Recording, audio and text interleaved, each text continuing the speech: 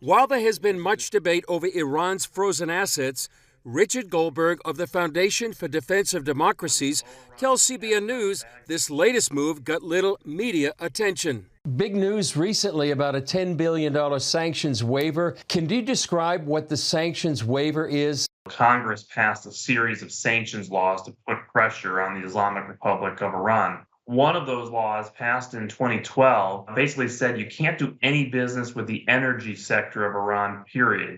Iraq happens to be dependent on Iran for electricity. And so we have been giving Iraq a waiver to physically import the electricity, but we made a condition on that waiver.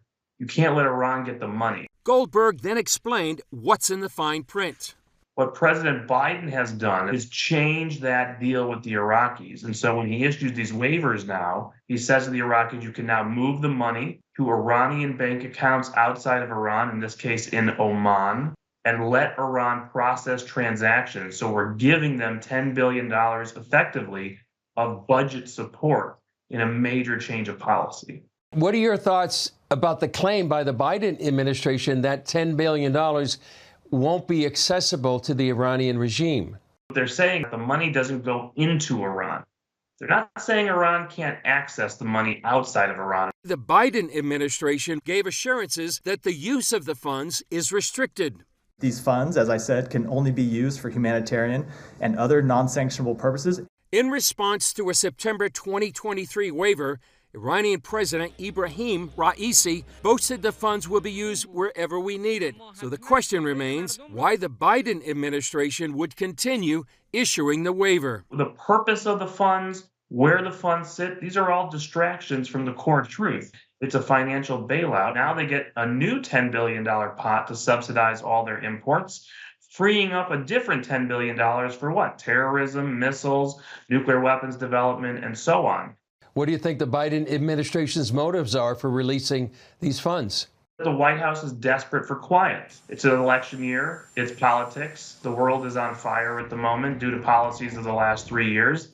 And the president is very desperate to quiet things down, even if it means paying an extortion racket of the world's leading state sponsor of terrorism. Born in Iran, national security expert Eli Cohenim moved to America as a refugee. Many of the Iranian people, 80% or so, who don't support the Islamic regime, how do they interpret this kind of sanctions relief? What I see daily on social media from Iranians who reach out to me from Iran directly is a lot of support for Israel. The Iranian people have taken to the streets over and over again, demanding freedom from this oppressive dictatorial regime, and they're always hoping that the U.S. will stand by their side. So when the United States does things like free up $10 billion to the regime, it makes the Iranian people feel abandoned right now. She also believes this could be playing into the hands of U.S. enemies outside the Middle East.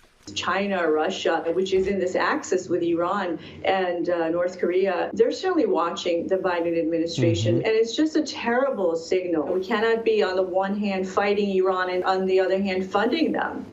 Cohenim does have hope that better decisions will be made following her recent visit to the Kfar Aza kibbutz attacked by Hamas and meeting with some of the hostages' families. The massacre and torture and rape that Hamas committed on October 7th, I think, has given everyone some sense of clarity that this is really a fight between good and evil. Hamas, the Islamic Republic of Iran, they stand against everything that we value: freedom of religion, the empowerment of women, democracy.